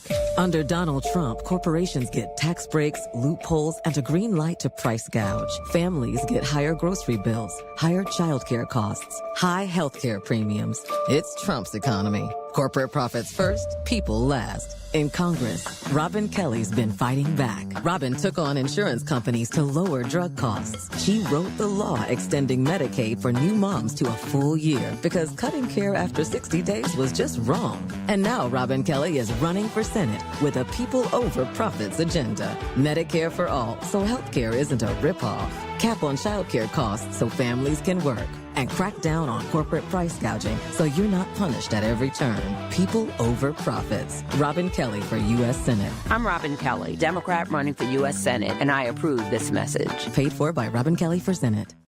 Hi, I'm Pat Hines, candidate for Cook County Assessor. Cook County families deserve stability, not confusion and surprises. After 8 years of promised reform, taxpayers are still facing late bills, sudden tax spikes, and ongoing uncertainty. The Chicago Tribune uncovered hundreds of millions of dollars in property missing from the tax rolls, shifting the burden onto you. When assessments are wrong, families pay more than their fair share. It's time for accuracy. It's time for accountability. Paid for by Hines for Assessor. Stephanie Miller here. If eating is stressing you out, you're not alone. There's so much confusion around food. One day something's good for you, the next day it's not. No wonder digestion can feel chaotic. What I learned from the Tummy Whisperer is reassuring your body isn't broken, it's communicating. It needs proper guidance. That's why I trust Renee Barish at Digestive Health Solutions as a certified digestive health specialist. Renee works one-to-one, helping people make sense of their symptoms without extremes or overwhelming them. If you've changed your diet and feel the same or worse, if bloating, reflux, constipation, diarrhea, and low energy are running your life, Renee will help you connect the dots. Digestion will calm down, food can feel easy again, and you don't have to figure it all out alone. You've got the Tummy Whisperer. Learn more at thetummywhisperer.com or call Renee at 847-207-2034. One more time, that's 847-207-2034. Let's get you feeling better. Cashback is not available on gas in New Jersey and Wisconsin. This is Matt Crowder live at the gas station on 41st Street reporting on those skyrocketing gas prices. Excuse me, miss, are you buying less gas now because of the high prices? Oh, I never pay full price for gas anymore. I just use the free Upside app that pays you cash back for every gallon of gas you buy. Wait a minute, are you saying you actually get paid cash when you buy gas with the Upside app? Yes, I get real cash back every time I buy gas. Well, does that actually add up to anything? I've made around $200. Wow. Well, there you have it. Stop paying full price for gas. Download the free Upside app and get real cash back every time you buy gas. This is Matt Crowder Radio News Network. Download the free Upside app now to earn real cash back every time you buy gas. Use promo code LANE for an extra 25 cents a gallon bonus on your first tank. You can cash out anytime right to your bank, to PayPal, or any gift card for Amazon and other brands. Just download the free Upside app and use promo code LANE for a 25 cents a gallon bonus on your first tank. That's code LANE. You're listening to WCPT 820. Here's the latest Chicago weather update. From the Weatherology Weather Center, I'm meteorologist Jennifer Wojcicki. We'll see a few spotty areas of drizzle early today, otherwise cloudy skies with a high into the mid-40s. Winds out of the east around 5 to 10 miles per hour. Then for tonight, mostly cloudy with a low near 35. By Wednesday, a chance for rain showers here late, cloudy skies, a high of 44 degrees. Then by Thursday, a chance for some rain. We'll see cloudy skies, a high of 48. That's your latest Chicago weather update. Currently, it's 34. Chicago's Progressive Talk, WCPT 820, where facts matter. You're listening to Choose Views with Richard Chew. Hey, guys, welcome back to the show. Yeah, we're doing musical chairs around here this morning with Susana Mendoza in the studio, as well as Holly Kim, who's running for the Comptroller's office here in the great state of Illinois. We have a budget, thank goodness. Sunday was quite a day for me. Wonderful opportunity to hang out with some really, really cool people. You guys have heard her on our show before, and you will hear her again. Anderson Clayton is the North Carolina Democratic Party chair, and she was elected at the age of 25 and is doing amazing work for the state of North Carolina, its candidates, its people. But her message is spreading, and her energy is spreading throughout the country. And I had the opportunity to hang out with Anderson on Sunday to have our fireside chat with some of the state officials that are running, as well as folks that are running for federal office. Anderson, good morning. I hope you're awake and able to be with us this morning. Thanks for hanging out. What's going on? It's election day, Richard. Too. We've been up since a solid 6 a.m. this morning because we had to go vote, and now we're going to go work a polling site. So it's also a polling site in one of the places of one of the representatives that we got to hear from on Sunday, Representative Rodney Pierce, who is running for re-election. So I hope if you're listening to this and you're in North Carolina anywhere, you're getting out to vote today because it is primary election day, everybody. Yes, it is. And we've got in 2 weeks here in Illinois, we've got ours on the 17th. So, there's a lot that's happening right now. And I think let's broaden the lens a little bit, Anderson, as it relates to the rest of the country and your observations right now. We've got so many opportunities, I believe, and I'm being optimistic about this because we have to, but we have so many opportunities to win, not only do well with the best candidates winning in primaries, but also as it relates to we keep having these wins and this momentum to get to the midterms when it comes to some of the federal seats. What are your thoughts? How do you feel right now? What do you think we need to be doing as a progressive liberal Democratic Party to make sure we keep this momentum going?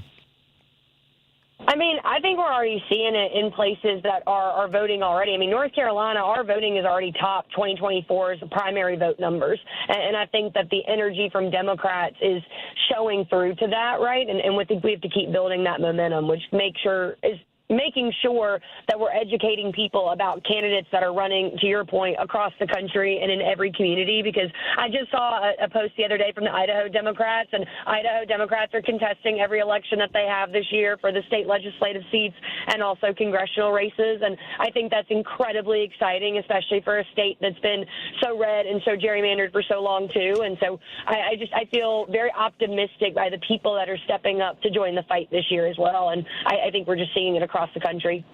I think that more and more people are hearing this, that gerrymandering has really been one of the biggest tools that the right has used to suppress voting. And your state is definitely in the top of the list of states that have been gerrymandered. We hear the phrase so often, that state's not red or Republican, it's a gerrymandered state. It's more purple. Give us some of the updates and some of the numbers and what you're seeing there on the ground and that we talked about on Sunday with the representatives. I mean, we got to, and thank you, Richard. Truly, I could not tell you how exciting it was to have somebody from Chicago in Rocky Mount with us on Sunday, and everybody was so excited to have the spotlight put on North Carolina. And so we were at Word Tabernacle with Senator James Galliard and Representative Dante Pittman, Representative Rodney Pierce, as I said earlier, and then we also had Mayor Leo Williams, who is our mayor out of Durham in the county in North Carolina, but he is somebody who's from Halifax County. And so we got to really highlight eastern North Carolina, a place that has been ravaged, right, by both the healthcare deserts in rural places and also just the lack of economic opportunity for rural communities right now across the country. And I think it's one of the epicenters of that. And so we got to really highlight a region of the state that oftentimes has felt left out and forgotten. And Richard, just thank you again so much for coming and giving some of your time to the effort here on the ground in North Carolina, because it was exciting to have your presence there, and I know people really felt that, It's important to keep my word in this space, and that's one of the things that I said at the event, and I've been saying for a while, is that the more we take back some of our state offices, our state legislators, and have legislative roles run by Democrats, we get stuff done. Governor Whitmer and Governor Shapiro said a saltier word when Democrats are in charge and really running things, the right Democrats, like Pastor Galliard said on Sunday, we get stuff done. They used a different, saltier word, but you know what I'm talking about.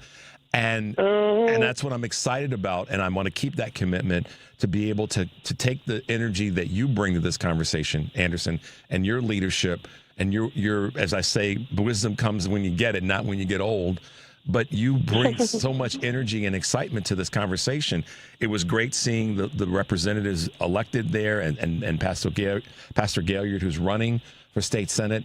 It was also nice to have Governor Josh Stein provide a video and former governor, Roy Cooper, who is running for U.S. Senate. So we had a lot of good energy there with the folks who were in attendance and certainly the folks that are in office. And I hope that you guys can just keep that energy going and keep that sort of, pedal to the metal, as the phrase goes.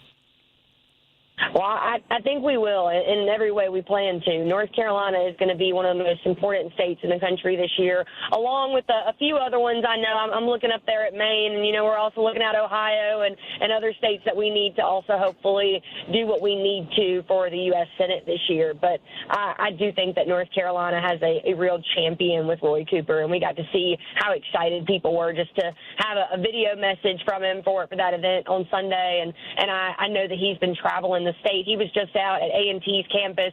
North Carolina is one of the states where, to your point about gerrymandering, we were ground zero for it in so many cases, if you will, about the history of that in North Carolina. But we've also been ground zero for voter suppression efforts, including Republicans trying to strip away college voting sites on college campuses. And A&T, the largest HBCU in North Carolina and in the country, public HBCU in the country, was targeted by a Republican Board of Elections and their voting sites stripped off their campus. And we have seen so many students, and Roy Cooper went to their campus last week and got to talk with students about how important it was for them to get out and vote. And I was able to march with about 150 students that walked from their new their old polling location to their new polling location, which is about 40 minutes of a walk off campus. And it is, I think, just going to show, at least for me, the sort of movement that I see among young people to take notice of when Republicans are challenging their right to vote and how they're responding to it, and it's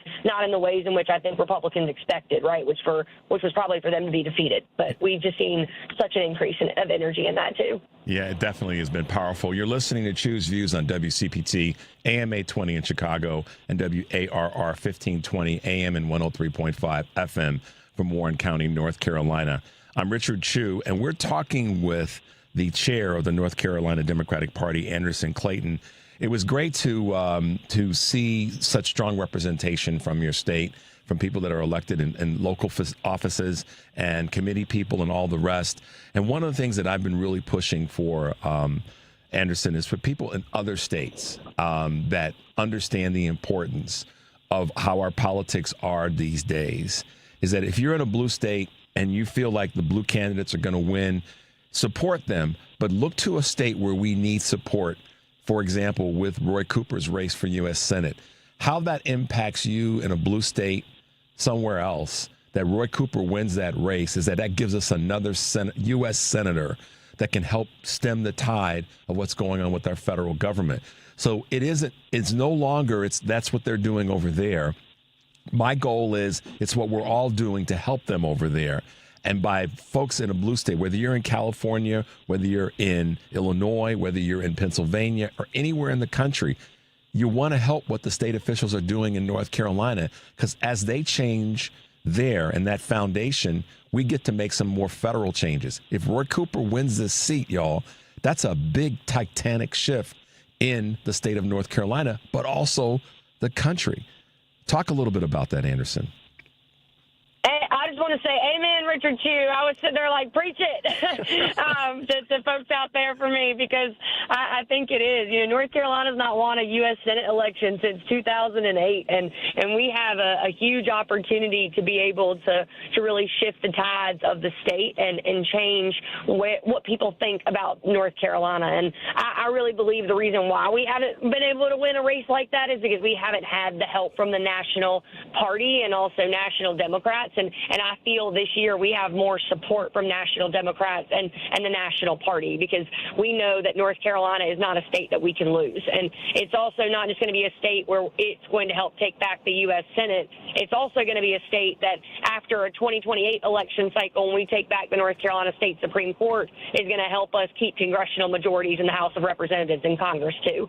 And so I've got one Supreme Court seat up this year with Anita Earls, who's running to make sure that she keeps her seat as the only black woman on the bench in North North Carolina, and we're going to make sure that we take back the North Carolina State Supreme Court in 2028 to reverse partisan and racial gerrymandering. Because to the point that you made earlier, North Carolina has had a heck of a time with how Republicans have been able to pick voters, or instead of voters being able to pick who they're actually going to have representing them.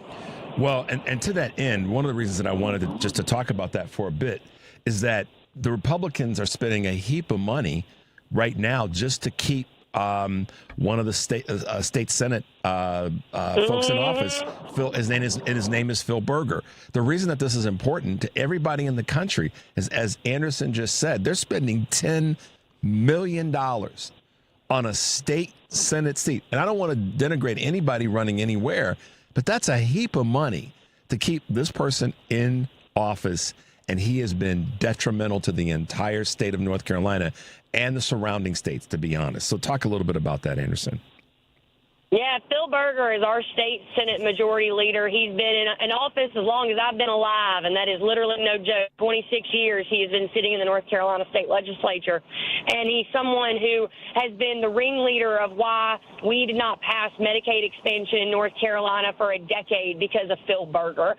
His son sits on the North Carolina State Supreme Court and has also never recused himself from cases that have been brought before him that even include his dad. And so nepotism runs strong in North Carolina right now, to be honest with you. But he's corrupt as the day is long, to be truthful with you, Richard Chew. And I think Rockingham County, where he represents, has finally had enough, and he's got a Republican primary candidate named Sheriff Sam Page. And sheriff candidates are usually the top vote getters in every county in North Carolina, and honestly across the country most times, because they are county-wide. And so it's a definite heat, we think, for that matchup, because Phil Berger has done a lot to Rockingham County and really screwed over the people that live there for the decisions he's made to benefit himself and his own pocketbook instead of North Carolina. Without a doubt.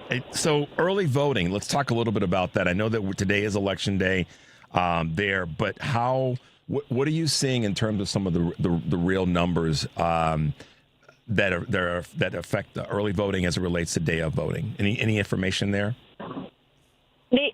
Yes. The other thing I should say about Phil Berger, too, that's relevant for everybody listening to this in Chicago, is that Phil Berger, for that Senate primary earlier last year, called Donald Trump and said he would trade a congressional seat in order to get his endorsement in his state Senate primary, because he was so worried about losing it for the first time in that 26 years. And so he did that. So Republicans re-gerrymandered North Carolina last year, trying to target strategically Don Davis's district, where we were sitting in on Sunday, to try to gerrymander out one of the last black male members I have in Congress left in North Carolina. And when we see the eradication that Republicans are trying to do right now on the Supreme Court with the VRA and eradicating 19 different seats from black members already from the South in Congress, it is a situation we see very clearly what Republicans are doing by targeting black representation, both at a national and at a state level. And Phil Berger is the ringleader of that. And so we are trying to make sure that we do hold Don Davis's congressional seat this year, even though he's now in a R+6, R+7 congressional seat. But he's held an R+2 district the last two times he's run. And so we're really we're grateful for the support that folks have given to that district, including having that event there on Sunday, because every bit of highlight that we can give for it matters. But early vote numbers for us have turned out good. Like I said earlier, Democrats are turning out in droves, and it's exciting up and down the ballot. You know, we having higher early voter numbers already from the 2024 primaries. That's a presidential election year, and typically midterm years, you don't have as high a voter turnout in presidential years. And so I think that we're looking at a good surge in North Carolina, and I'm excited to see results tonight come in. What have your conversations been like with some of the other state Democratic chairs throughout the country? What are you hearing from them? What is some of the optimisms and the realities, I guess you could say, of those conversations? I mean, I think that the same thing can be said, too, right, is that we're all – the assumption, right, is that we, because of Republican policies, are going to be looking at a lot of people that want to be involved and want to get active for the first time, and it's being able to take all of that energy and do something with it. And in North Carolina, and I think in other states across the country, you're seeing states that want to do something with that energy. And to me, it's really exciting, and I think just a testament to sort of the grassroots energy that's happening, especially in places like Wisconsin. I mean, the state party up there, Devin is a fantastic state party chair, but I just think that they have always had such a great grassroots energy. But you're not just seeing it in states like the blue battlegrounds, right? You're also seeing it in states like Texas and in Florida and in other parts of the country, too, where you have young Dems and young people who are getting involved for the first time, which I think is really exciting. It definitely is. Anderson, it was great to hang out with you and the other representatives and folks there in Rocky Mount on Sunday. It was an honor to be there. I'm glad we were able to get some things done, and hopefully we can continue to do this and have this be part of our message as strong Democratic voices throughout the country. Democratic chair of the state of North Carolina, the Democratic Party's current chair, Anderson Clayton, thank you so much for being with us this morning. We wish everybody all the success there in the state that they deserve. Thanks, Richard, too. And thanks again for coming out and highlighting North Carolina. We really appreciate you for doing it. My pleasure, Anderson. Be safe. I know you got a busy day, and hopefully you can get some rest and keep this train moving. We'll talk with you soon, okay? Thank you. Talk to you soon. Bye-bye. All right, guys. What can I tell you? She's a powerhouse.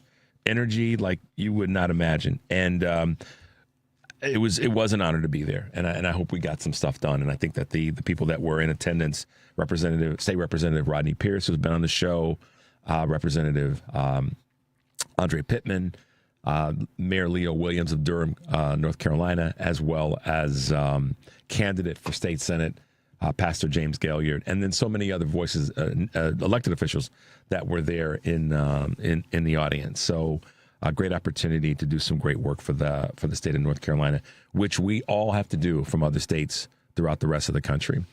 Today on Live, Local, and Progressive, tune in from between 2 and 4 Central to hear a special broadcast of Joan Esposito at the Southland Friends of Labor 17th Annual Jobs Breakfast at Sprinkler Fitters Local 281 in Alsip.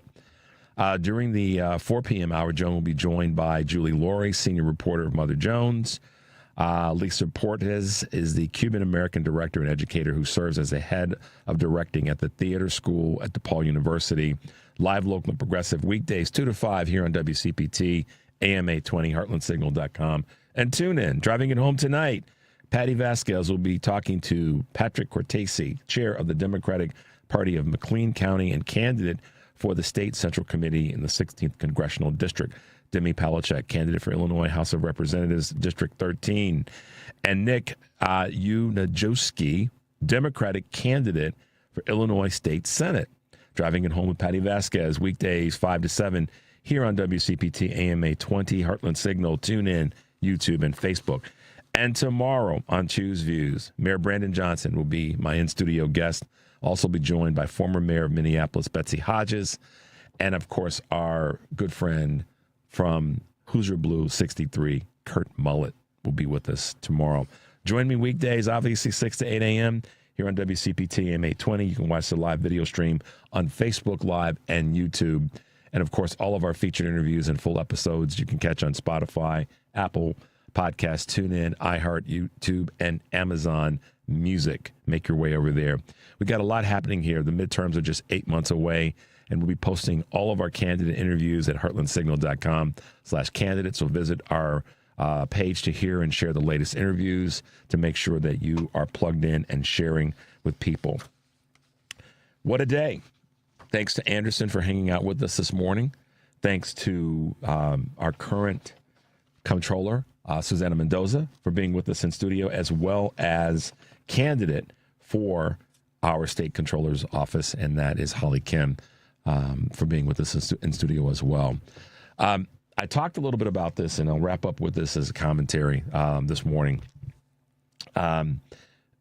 We have no business, based on all the measuring sticks and metrics, of being in a war in Iran with Israel. The destruction that's taking place and going to continue to take place is straight out of this current Israeli government playbook. Destroying Gaza, And now they're going to do the same thing in Iran. And I'm not going to be one to say I'm hopeful that better minds will come to the table. But I do say that our pushback has to be a couple things. We got to question the hell out of Republicans right now. I'm not listening to any Republican that wants to try to tell me how this is not what they voted for and all these other things. It's garbage. It's exactly what you voted for because you weren't paying attention. We told you we would be here. Kamala Harris told you we would be here. So here we are. Push back, y'all. Got to be part of the fight. Stay tuned for the Stephanie Miller Show. And remember, take a deep breath and make your life count.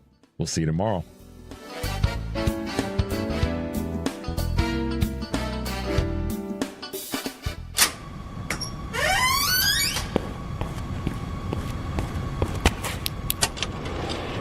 Hey, it's the Paulacious One, coming to you from the file room of the basement of WCPT 820 in Chicago. Checking the file on the sports cubicle. The hosts, systems analyst Mike Mercado, project manager Devin Tingle, the marvelous one, Dan Marver in accounting, and me, well, it doesn't matter what I do. You can check us out, the sports cubicle, Sunday nights at 9 p.m. Central on WCPT 820 Chicago. Gotta go, sports cubicle, 9 p.m. Sundays, WCPT. WCPT Radio is going to Will County to meet and interview Will County Democrats running in the March 17th primary. Meet me, WCPT's Joan Esposito, and Will County Democrats Thursday, March 5th at Mojo's Cajun and Caribbean restaurant located on Lockport Avenue, 1 block west of Route 59 in downtown Plainfield. Candidates being interviewed include Will County Undersheriff Dan Jungles running for Will County Sheriff, Michelle Stiff running for Will County Clerk, School District Superintendent Teresa Rouse running for Regional Office of Education Superintendent, and several county board candidates. Will County Democratic candidates will be interviewed live on the Joan Esposito Show. It's all happening Thursday, March 5th from 2 to 5 p.m. at Mojo's in Plainfield. For directions, call Mojo's at 815-230-2790. Who is Kevin Ryan? Hey, that's me. I'm a Chicago public school teacher, union member, and Marine Corps veteran. Most importantly, I am a New Deal Democrat from a new generation, and I am running for the United States Senate to make our government work for all of us, not just the 1%. Now, you might not have heard of me because, well, I am just like you. I don't have millions of dollars to spend on TV ads, I'm not backed by a billionaire, and I've been excluded from the debates because I refuse to raise millions of dollars from the 1%. Instead, I am backed by ordinary people like you. I'm the only candidate to campaign in all 102 counties in my campaign school bus, and we fund our campaign by simply passing a hat around. So we thought we'd spend some of that money to introduce our campaign to you on WCPT Radio. If you want to send a real progressive to the United States Senate and not another bought and paid for Democrat, go to kevinryan.com, spread the word, and vote for the candidate endorsed by Illinois progressives. My name is Kevin Ryan, I'm running for the U.S. Senate, and I approve this message. Paid for by people of Illinois and Kevin Ryan. Staples has hot deals and low prices on everything for your business, like up to $125 off your print order. Ends April 18th. Exclusions apply. Visit staples.com/print for details. This is 820 AM This is 820 AM WCPT Willow Springs and streaming worldwide at WCPT820.com. We are Chicago's progressive talk, where facts matter. Now, your WCPT 820 weather update. From the Weatherology Weather Center, I'm meteorologist Jennifer Wojcicki. We'll see a few spotty areas of drizzle early today, otherwise cloudy skies with a high into the mid-40s. Winds out of the east around 5 to 10 miles per hour. Then for tonight, mostly cloudy with a low near 35. By Wednesday, a chance for rain showers here late, cloudy skies, a high of 44 degrees. Then by Thursday, a chance for some rain. We'll see cloudy skies, a high of 48. That's your latest Chicago weather update.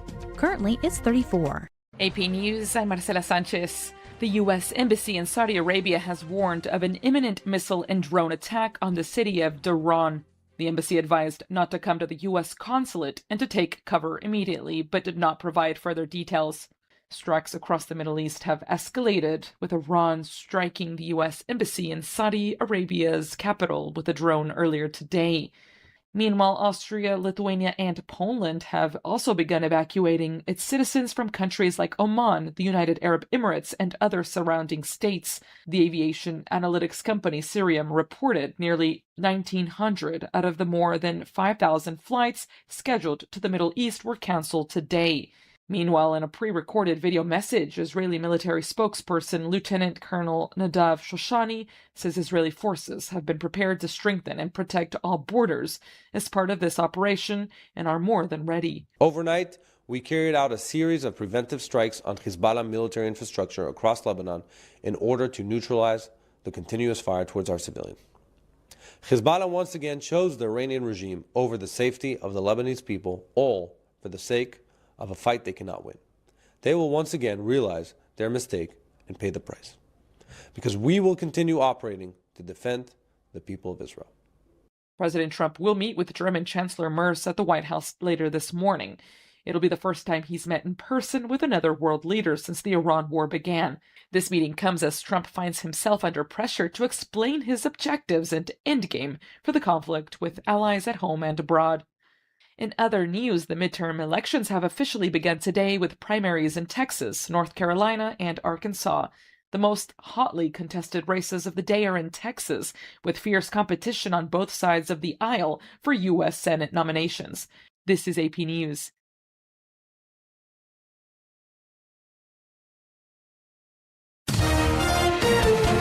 AP Sports, I'm Gethin Coolbaugh. Cameron Boozer scored 26 points, and top-ranked Duke beat NC State 93-64 to secure the outright Atlantic Coast Conference regular season title. Second-ranked Arizona beat number 6 Iowa State 73-57 to clinch the outright Big 12 title. NBA Bucks star Giannis Antetokounmpo returned from a right calf strain with 19 points and 11 rebounds in a 108-81 loss to the Celtics. U.S. women's hockey gold medal winning captain Hillary Knight revealed she played at the Olympics with a torn MCL. Giants ace Logan Webb will start the World Baseball Classic opener for Team USA against Brazil on Friday. And NFL, the Lions traded running back David Montgomery to the Texans for offensive lineman Juice Scruggs and 4th and 7th round picks. Gethin Coolbaugh, AP Sports. And I'm Marcela Sanchez, AP News. This is Chicago's Progressive Talk, 820 AM, WCPT Willow Springs, and online at WCPT820.com,